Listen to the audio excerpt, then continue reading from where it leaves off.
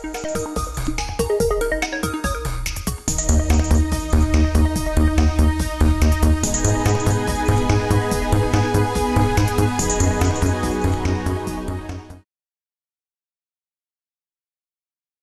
had a large study on 37 farmer fields across Iowa in 2004 to 2006. 30 of the sites were in corn after soybean and 7 of the sites in corn after corn.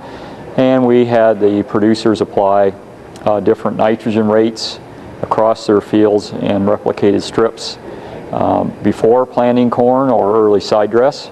And we also then took nitrogen stress sensing on those different strips and determined if we needed additional N, and then made those applications based on the stress sensing to duplicates of 2 of the different nitrogen rates.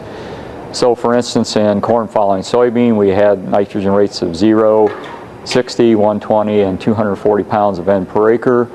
Each of those replicated 3 times, and then we had a duplicate strip of 60 and 120 pounds of N per acre that were applied in those same replications. And so we would do our sensing at each field site, determine the nitrogen rate, and then if it called for additional N, we went into those particular strips and applied additional nitrogen with high clearance equipment. The corn following soybean data showed that the agronomic rate of 120 pounds of N was the most economical rate to apply.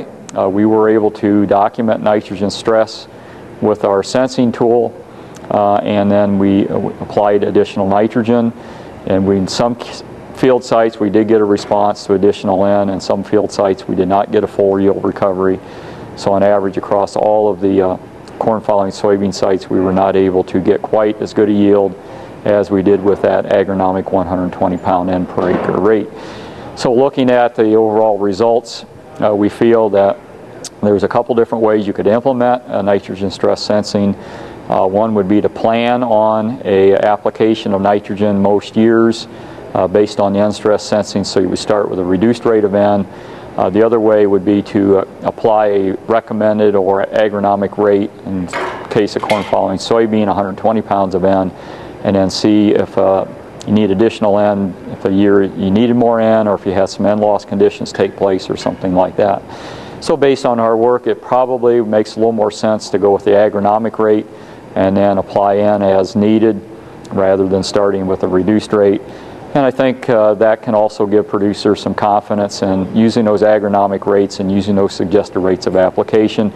And if they're concerned that it's not enough N, they can come back and do some nitrogen stress sensing, determine if things are okay or not, and then apply additional N if needed. So I think that would probably be a little bit easier system to implement right now for producers.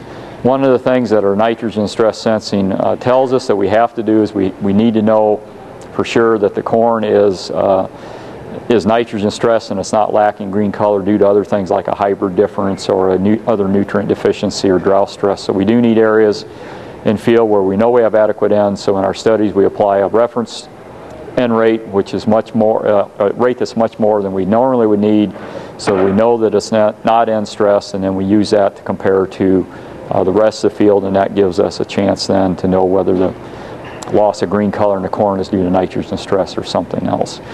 We do have an ISU extension publication, Determine Nitrogen Stress in Corn, PM 2026. That's available through ISU extension, that outlines how to implement a nitrogen stress program in your particular field.